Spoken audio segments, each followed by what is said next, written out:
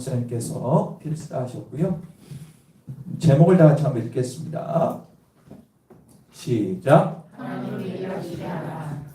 예, 제가 강단에서 이번 연도 주일 설교를 이제 마지막 계속 하겠지만 이번 연도 마지막 주일 설교인 것 같습니다. 하나님의 은혜고요. 특별히 마지막 설교를 무엇을 할까 고민하다가 어제 문득 주신 말씀이 이 욥기서 8장 5절부터 7절 말씀입니다. 개인적으로 저는 이 말씀을 상당히 좋아하고 이 말씀을 빗대서 믿음 살려 노력을 합니다. 오늘 이 하나님이 일하시게 하는 제목으로 말씀은 짧아요. 길지 않지만 여러분 이 말씀을 붙드시기를 간절히 소망합니다. 여러분 이제 3일도 안 남았죠. 이번 연도가. 그죠? 다들 신방에 보니까 다들 이번 연도가 엄청 빨리 갔다는 얘기를 하시더라고요. 저도 마찬가지입니다. 한 해가 손살같이 갔습니다. 그래서 이때쯤이면 좀 믿는 사람들은 생각을 해요. 안 믿는 사람 마찬가지지만 한 것도 없는데 1년이 금방 갔네 생각할 수도 있고, 그죠? 그리고 내가 1년 동안 뭐 했지? 하는 분도 있고, 그래도 이번 연도 좀 보람돼 있다라고 생각하는 분도 있습니다. 신앙적으로도 마찬가지로 생각합니다. 야, 이번 연도 큰일 났다. 나 신앙이 바닥인데 어떡하지? 그래도 좀 신앙이 좀 성숙한 것 같고, 야, 별다른 거 없네. 나름대로 자기의 신앙을 평가하게 되죠. 그런데 우리가 이렇게 한 해를 돌아보면서 자신의 신앙 상태를 체크할 때 기준으로 보통 삼는 것이 뭐냐면 하나님이 내 삶에 역사하셨는가 아닌가를 가지고 신앙의 상태를 판단하게 됩니다.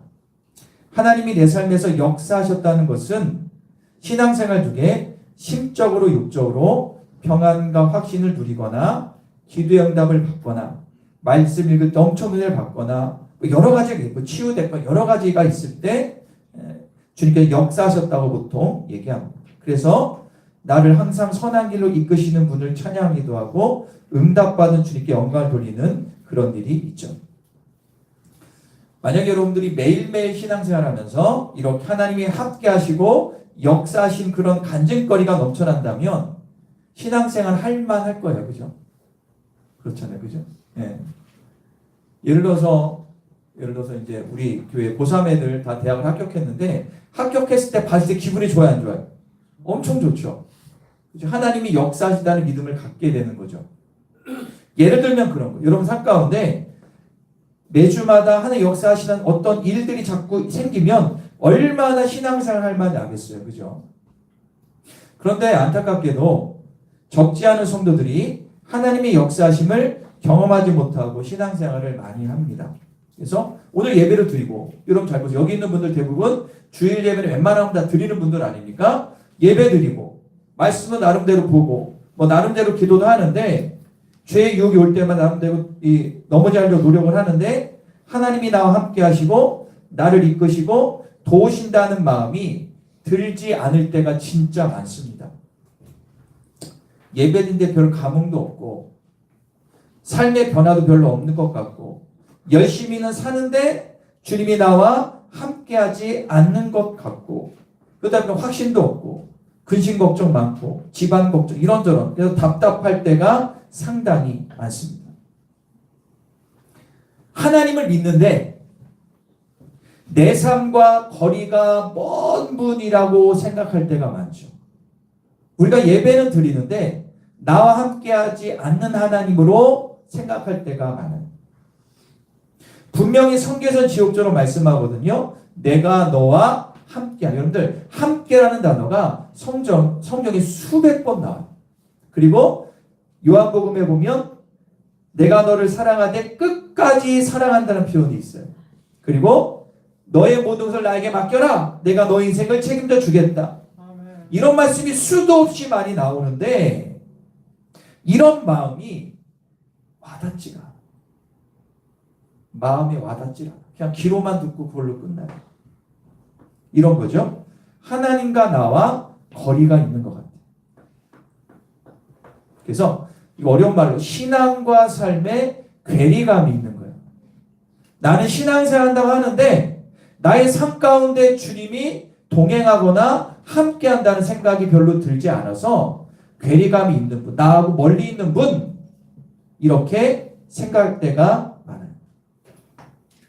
내 삶에 구체적으로 실제적으로 역사하신 성령님을 경험하는 신앙생활이 우리의 신앙생활의 소망 아니에요? 맞잖아요. 우리가 주님 앞에 매달린 이유가 뭡니까? 주님 앞에 간절히 기도하는 이유가 뭡니까? 내 삶에서 주님이 역사해달라는 부르짖음 아니에요? 오늘도 나와 함께 하시고 선한 길로 이끄시는 성령님을 경험하면서 사는 것이 우리의 신앙생활의 가장 중요한 바람일 줄 믿습니다. 그러면 어떻게 하나님께서 내 삶 가운데 같이 일하시게 할까? 하나님이 내 삶 가운데 일하시게 할까? 나와 함께함을 내가 믿으며 기쁨의 신앙생활 할까? 오늘 그거를 좀 생각하면서 이번 연도 마지막 주일 설교를 우리가 마무리하려고 합니다. 자, 큰 제목 한번 읽어볼까요? 시작. 하나님이 멀리 서서 나를 지켜오는 분이 아니라 내 삶에서 일하시게 하는 방법에 대해서 오늘 본문은 얘기하고 있어요. 자, 오늘 본문 5절과 6절을 한번 읽겠습니다. 시작. 또 청결하고 정직하면 반드시 너를 돌보시고 내 의로운 젖으로 평안하게 하실 것이라. 자, 5절을 보실까요? 여기 보면 첫 번째 우리가 이 말씀을 본격적으로 알기 전에 먼저 전제되어야 할 게 뭐냐면 따를까요? 내가 만일이라는 부사가 나와요. 이 만일이라는 게 뭐냐? 내가 만약에 이러이러하게 한다면이라는 거예요. 무슨 얘기냐? 선택이라는 거예요. 하나님이 내 삶에 역사심을 네가 경험하고 싶니? 그러면 네가 선택해야 돼. 이거. 성령님은 인격적이시라 웬만한 사람, 특별히 바울과 같은 그런 경우는 별로 없고요. 내가 이렇게 선택하고 그 길로 나아가면 하나님이 내 삶 가운데 역사하신다는 거예요. 선택이에요. 다시 말씀드리면 똑같이 믿음 생활하지만 어떤 사람은 하나님은 나와 상관없는 분으로 살고 어떤 사람은 내 삶에서 일하시는 분을 경험하고 살고 그거는 너의 선택이라. 선택. 그러면 무엇을 선택해야 되는가? 세 가지입니다. 첫 번째로 한번 떼볼까요? 하나님을 찾고 구해라. 두 번째로 깨끗하라. 세 번째로 정직하라. 자, 다시 5절을 보여주세요. 첫 번째, 만일 하나님을 찾고 전능하신 이에게 뭐하고요? 간구하면. 찾고 구한다는 것은요, 먼저 하나님 앞에 나의 죄를 자복하고 간절히 구한다는 거예요. 찾고 간구해라. 자, 대표적인 말씀이 에레미야서 29장 11절과 13절에서 이렇게 말씀하고 있어요. 읽겠습니다. 시작. 여호와의 말씀이니라 너희를 향한 내가 하나니 평안이요 재앙이 아니니라. 너희에게 미래의 소망을 주는 것이니라. 너희가 내게 부르짖으며 내게 와서 기도하면 내가 너희들의 기도를 들을 것이요 너희가 온 마음으로 나를 구하면 나를 찾을 것이요 나를 할렐루야. 이스라엘 백성들에게 이스라엘 백성 하나님께서 말씀하시는 거예요. 나를 찾고 구하면 만날 것인데 전심으로 나를 찾고 구하면 나를 만날 것이다라고 약속하고 있습니다. 근데 여기에 중요한 게 뭐냐면 11절을 보면 이렇게 나옵니다. 너희를 향한 나의 생각은 평안이요 재앙이 아니니라. 너희에게 뭐를 주는 것? 미래의 희망. 자, 분명한 사실은 절대 하나님이 나에게 고난 주시고 재앙 주기 원하는 분이 아니라 평안과 희망을 주시는 분이라는 거예요. 이걸로 먼저 네가 붙들어. 그리고 나에게 구하라는 거예요. 무슨 얘기냐? 여러분 기도하실 때 하나님이 나와 함께 하시고 평안을 주시고 내 길을 여신다라는 먼저 그 믿음을 갖고 기도하는 것과 절망으로 기도하는 것과는 결과가 틀려요. 아니 세상에서도 그렇잖아요. 예수 믿지 않은 사람들도요. 저도 가끔 유튜브 알고리즘 떠가지고 보는데 세상 사람들도요. 그렇게 몇십억 빚진 사람도 있고 집안이 갈 때까지 간 사람도 생각을 고쳐먹어가지고 성공한 사람들이 의외로 많더라고요. 아니 세상 사람들도 고쳐먹어서 된다면 하나님을 믿는 우리들은 더 하지 않겠어요? 먼저 이 말씀을 네가 믿고 나에게 구해. 할렐루야. 그러면 하나님께서 반드시 내 삶에 역사하신다. 마태복음 7장 7절에 뭐라고 합니까? 구하라 그러면 주실 것이, 찾으라 찾을 것이, 문을 두드리라 그러면 열릴 것이다 라고 약속하고 있습니다. 이게 지금 믿기지 않아도 믿음으로 취해서 기도하며 나아가면 하늘께서 응답해 주신다는 거예요. 저는 이걸 이렇게 비유합니다. 따라올까요? 보물찾기다. 이건 제 묵상의 결과인데요. 우리 교회도 봄이나 가을에 가면 예전에 보물찾기 했죠. 보물찾기가 뭐죠? 항상 우리 신경 쓰게 미리 가가지고 다 숨겨두면 집사님 실실 웃으면서 이렇게 찔러줘. 야, 요거 한번 찔러봐. 이런 반칙인데 이렇게 하시더라고. 예, 여담인데요. 잘 보세요. 보물찾기라는 것은 뭐냐면 이미 다 있어 없어? 섹터를 정의잖아요. 예를 들어서 자연교회 안에 10개 보물이 있다? 그러면 우리가 찾아야 돼, 안 찾아야 돼? 찾아야 돼. 하나님이 이미 숨겨뒀지 우리가 찾으면 우리가 받을 은혜들이 많습니다. 그런데 문제는 안 찾는 거예요. 아예 관심도 없어. 하나님이 나에게 엄청난 은혜를 주시고 내 삶의 선을 이끄시 원해가지고 보물찾기처럼 이렇게 숨겨놨는데 내가 주님 앞에 구하고 나아가고 믿음으로 하면 되는 찾을 수 있는데 그것도 안 해. 그러면 답이 없어요. 하나님은 절대로요 떠먹여주지 않으십니다. 떠먹여주지 않아요. 하나님은 우리를 진짜 사랑하세요. 여러분 여기는 내 자식이 있는데 아장아장 걷는 아이를 있으면 그 아이를 자꾸 부축하면 돼야 안 돼요? 안 돼요. 걸을 때 어떻게 돼요? 그냥 냅둬야 돼요. 그래야 성장하는 거예요. 여러분들 어린아이 밥을 계속 떠먹여주면 됩니까? 어느 순간은 자기가 먹게 해야 되죠. 똑같은 거예요. 여러분들 찾고 구하면 주님을 만났다는 거예요. 전 여러분들이 혹시 이번 연도에 이게 안 됐다면 내년도에는 반드시 보물찾기 찾는 것처럼 하나님의 은혜를 반드시 누렸으면 좋겠습니다. 그러기서 뭐라 해야 되나? 찾고 구해야 돼. 아니 기도 생활도 안 하면서 뭘 바라면 도둑놈식 보지. 그건 도둑놈이지. 하지만 주님 앞에 온전히 기도하고 나갈 때 주시니 은혜. 그때 내 삶에 주님이 역사하기 시작함을 믿으시기를 축원합니다. 2번 두 번째입니다. 다시 읽어볼게요. 시작. 깨끗해야 된다. 두 가지. 영적으로 거룩하고 육적으로 깨끗해야 되는 것을 의미합니다. 어떠한 죄를 지었을지라도 예배와 회개를 통해서 사함을 받고 흠없는 삶을 살 수 있다는 말씀입니다. 세상의 더러운 것들, 나의 영혼육을 더럽히는 것들에 물들지 않아야 된다라고 말씀하고 있습니다.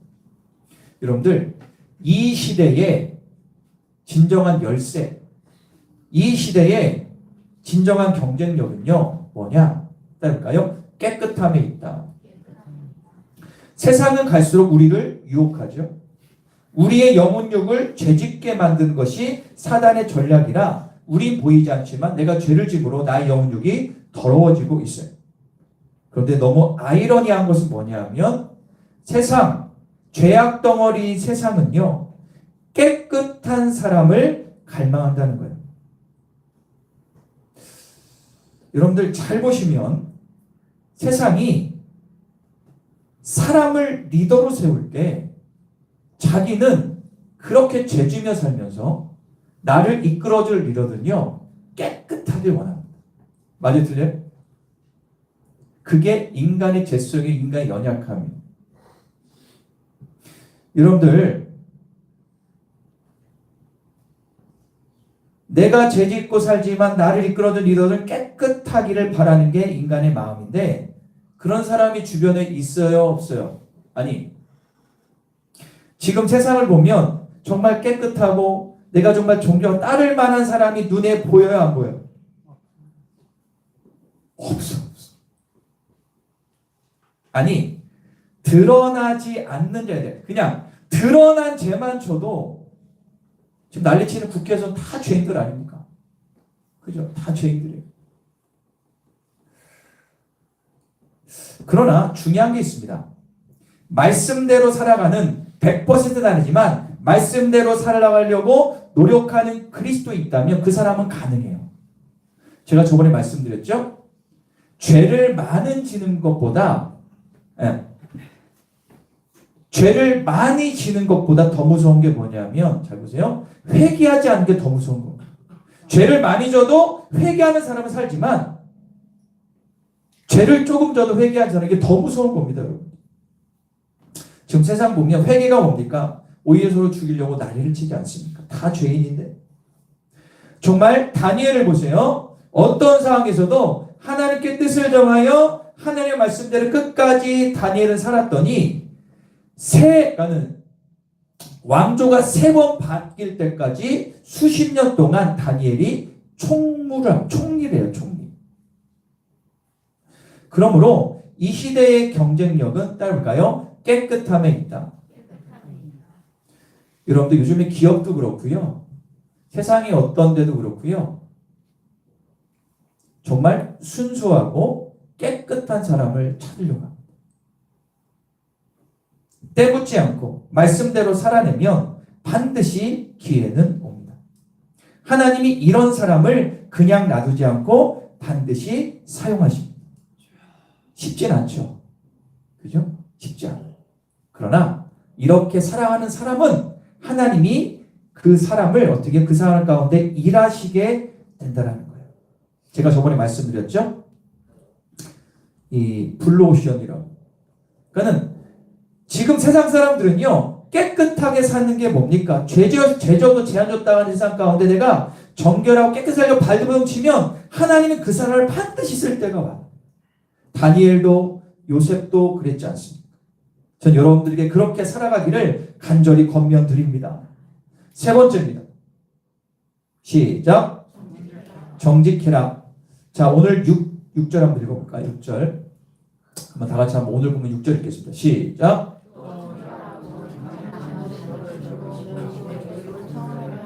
자, 깨끗하고 정직하면이라고 나오죠.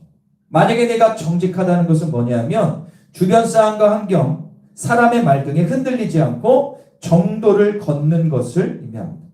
여기에는 도덕적, 윤리적인 정직함도 들어가죠.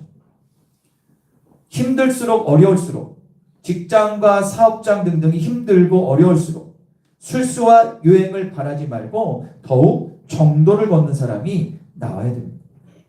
이 시대의 경쟁력은 정직한 삶에 있습니다. 이 시대에 정직한 자를 주님은 찾고 계시고 세상은 그런 사람을 원합니다. 지금 세상이 돌아가는 것을 우리가 보면 정직한 자가 필요함을 깨닫게 됩니다. 깨끗한 자는 말할 것도 없고요. 자신의 권력과 돈과 명예와 자신만을 위해서 정직함과 깨끗함을 팔아먹은 지 오래인 것 같습니다. 아니 이걸 떠나서 여러분들 주변에 깨끗하고 정직한 자가 좀 있으십니까? 사자성어 이게 있죠. 내로남불이라는 게 있어요. 내로남불이 무슨 뜻입니까? 내가 하면 로맨스고 남이 하면 불륜이라는 거예요. 참 인간의 죄성 중에 하나입니다. 내로남불의 사회에 벗어나서 모든 일에 정직하게 반응하는 진짜 크리스천이 우리가 분명히 되어야 됩니다. 정리하면 이렇습니다. 하나님께 나의 죄를 자복하고 간절히 구해라. 주변 사람과 사람의 말 등에 흔들리지 말고 물들지 말고 타협하지 말고 진리의 말씀의 기준으로 말과 행동을 해야 된다. 그러면 이런 은혜가 있다라고 말씀하는데 다시 6절을 보겠습니다. 다시 한번 읽어볼게요. 시작. 반드시 너를 돌보시고 내 의로운 처소를 자 한번 따라 보겠습니다. 너를 돌보시고 네가 나에게 간구하고 정결하고 정직하면 반드시예요. 반드시 너를 돌보신다. 이 정확한 의미를 알기 위해서 표준세번역으로 한번 보겠습니다. 표준세번이 이렇게 말때 읽어볼게요. 시작. 깨끗하고 정직하기만 하면 주님께서는 너를 살리시려 떨치고 일어나셔서 내 경건한 가정을 자 해석을 가장 매끄럽게 한 번역서인데요. 돌보신다는 것은 일어선다라는 거예요. 이런 얘기입니다. 하나님이 나를 살리시려고 자리를 박차고 일어섰다라는 거예요. 하나님은 부르짖고 순결하고 정직하게 사는 자를 절대 외면하지 않으십니다. 반드시 살려주시고요. 자리를 박차고 일어나셔서 우리의 삶에 개입하시는 분이 성령님임을 믿으시기 바랍니다. 이런 얘기입니다. 그동안은 우리의 삶을 지켜보고만 계셨지만 회개하고 구하고 깨끗하고 정직하게 살아내면 이제 내 삶에 직접 뛰어드셔서 하나님이 직접 내 삶을 이끌어 주신다라는 사실입니다. 이 영적 진리를 내 삶에 한 번만 경험하면 절대로 이것을 포기할 수가 없습니다. 옛날에 어떤 목사님이 그런 얘기를 했어요. 게임이나 마약이나 한 번 중독되면 빠져나오지 못하는데 이 말씀도 마찬가지다. 이런 영적 은혜 한 번 경험하면 거기에 빠져라. 말씀에 중독되라. 여러분들 어디에 중독되는 게 좋은 거예요? 말씀에 중독돼 보신 분 있으세요? 자, 그런 얘기 들어본 적이 없어요. 희한하게 유튜브 중독되고 세상 중독은 그렇게 빨리 되는데 우리에게 유익한 말씀이나 기도에 중독이라는 표현이 들었고 거기에서 1순위한 사람은 별로. 왜 그래요? 이게 영적 전쟁이라 그래요. 할렐루야. 영적 전쟁. 가만히만 있어도 인간은 죄집니다. 맞아요? 틀려요? 생각으로 죄집니다. 반드시 우리가 이런 하나님의 개입하신 가운데 우리의 삶이 온전히 회복되기 원한다면 반드시 선택해서 그 길로 나아가요. 가만히 있다고 절대로 감나 밑에서 입 벌리는 공같이 있으면 안 된다는 것. 바라기는 이제 추상적이고 무료한 신앙생활을 청산하시기를 간절히 축원합니다. 이 세 가지를 선택하고 그대로 살아내기만 하면 반드시 내 삶에 개입하셔서 확신과 감사와 기쁨의 응답의 삶을 살게 되는 것입니다. 그리고 그 다음 보니까 또 한 가지가 있어요. 한번 떼볼까요? 경건한 가정을 회복시켜 주신다. 네가 이 세 가지를 하면 경건한 가정을 회복시켜 주신다. 여러분들 욥기서에서 지금 욥은요 엄청난 고난을 받고 있습니다. 어떤 고난이요? 자기의 모든 걸 다 잃어버리고 자녀도 죽고 아내는 욕하고 도망갔어요. 아무것도 가정이 파탄났어요. 그런데 네가 이렇게 하면 가정을 다시 회복시켜 주겠다는 거예요. 할렐루야. 여러분 요즘에 깨어진 가정이 많습니다. 말 없는 가정도 많아요. 한 지붕에 사는데 교류가 없어. 공감이 없는 가정도 많아요. 자, 신앙의 교류와 신앙으로 하나 되지 못한 가정도 많아요. 우리 가정이 예수를 믿는데 신앙적인 얘기가 없어. 교류도 없어. 여러분들 성령님이 우리 가정에 개입하셔야 돼요. 그 얘기예요. 지금 우리가 주님 앞에 기도하고 간구하고 정결함과 정직함으로 살아내고 그렇게 가면 성령님이 우리 가정에 개입해 주실 줄 믿습니다. 나의 죄를 고백하고 하나님께 구하십시오. 정결함과 정직함의 삶을 집 내외에서 살아내시고 가정 예배를 꼭 드리십시오. 그러면 반드시 형통과 평안이 가정 가운데 임할 줄 믿습니다. 하나님이 내 삶에 일하시는 축복을 누리시고 내 가정에 일하시는 축복을 누리시기를 간절히 축원합니다. 여러분들 저는 계속 말씀드립니다. 저의 목회 가장 마지막 목표는 온 성도가 다 가정 예배를 드리면서 가족이 하나 되는 거예요. 제가 이 얘기를 목회자들 가운데 얘기했더니 최 목사 그게 맞다고. 선배 목사님들 그러더라고요. 교회에서 프로그램 돌리고 여러 가지 행사에도 가정이 믿음을 하는 데는 말짱 도루묵이라는 거예요. 이거 맞아요, 틀려요? 그래서 아무리 열심히 봉사하고 기도하면 뭐해? 가정이 하나가 안 되는데 가정에서 가정 예배 드리고 하나 되면 그 가정은 절대 흔들리지 않습니다. 아멘. 믿으시면 아멘. 그래서 저는 목회 철학이 뭐냐? 가정 예배다. 가정에서 예배를 드려라. 자녀들이 말을 안 듣잖아요. 그래도 혼자라도 예배를 드리라고 제가 계속 강조합니다. 왜요? 가정 예배가 가정을 살려요. 아니 목회자가 작정 기도하는 것도 한두 번이지 작정 기도도 360일 할 수 없잖아요. 내 스스로 기도를 심으라고 가정에서. 자녀들이 안 오고 손주가 안 오면 혼자라도 심으시라고. 그러면 여러분들 가정에 진정한 평안이 와요. 바쁘다고요?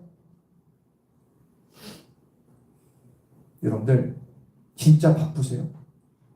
가정 예배 10분 20분 드릴수록 바쁘십니까? 그건 핑계입니다. 희한하게 아무리 바빠도 놀러 갈 건 다 놀러 가고 먹을 건 기가 막히게 좋은데 다 먹어. 맞잖아요. 어디 틀려요? 요즘에는 산 위에 있는 카페도 다 가더라고요. 하여튼 맘만 있고 소문 좀 어디라도 가. 시골 꼬먹도 가. 육을 위해서 그렇게 하시는데 왜 영을 위해서 투자를 안 하셔? 한 20분 그거 못해요. 목사의 마음이에요. 여러분들 가정 예배를 꼭 드리세요. 2025년도에 계획이 참 많지만 결국에는 가정 예배로 점철되는 겁니다. 여러분들 가정을 회복시키기 축원합니다. 여기 축복 있잖아요. 경건한 가정으로 회복해주신다. 이거보다 더 큰 축복이 어디 있어요? 내가 가정에 돈을 많이 벌어줘요. 집안에 먹고 살만해요. 그런 겁니까? 가정이 하나 안 되는데 믿음으로. 마지막으로 좀 더 확대 해석하면 이렇습니다. 자, 내 삶과 가족뿐만 아니라 우리나라에도 하나님의 개입하심이 필요합니다. 할렐루야. 하나님이 그동안 우리나라를 멀찌감치 쳐다봤다면 이제 하나님의 전능한 의로운 손으로 우리 대한민국에 임하셔야 될 줄 믿습니다. 하나님이 대한민국에 일하시게 해야 됩니다. 지금 나라가 산으로 가고 있습니다. 극단으로 갈려도 있습니다. 매일 서울에서 광화문과 여기서 서로 막 죽이려고 난리를 치고 있습니다. 누구 하나 믿을 만한 사람이 없습니다. 저는 이렇게 표현합니다. 철없는 어린아이. 정치인들이 꼭 이거 같아요. 철없는 어린아이. 그렇게 많이 배운 사람들. 다 엘리트들 아닙니까? 맞아요, 틀려요? 다 엘리트들인데 왜 저러고 있습니까? 그들은 선택한 거예요. 그냥 그게 선택, 그러면 다 바보가 되는 거예요. 국민이 안 보이는 거예요. 철없는 어린아이. 국민들에게 희망과 소망의 메시지를 입으로만 얘기하지 그들의 삶 가운데 그게 없잖아요. 정치인들, 언론, 유튜브, 주변 사람들 거기에서 희망을 걸고 계십니까? 그럼 여러분들 안 됩니다. 희망 없어 보이는 대한민국의 실패의 소생술이 필요합니다.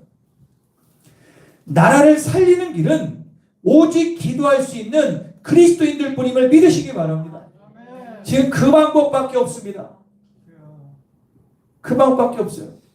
지금 얘기하잖아요.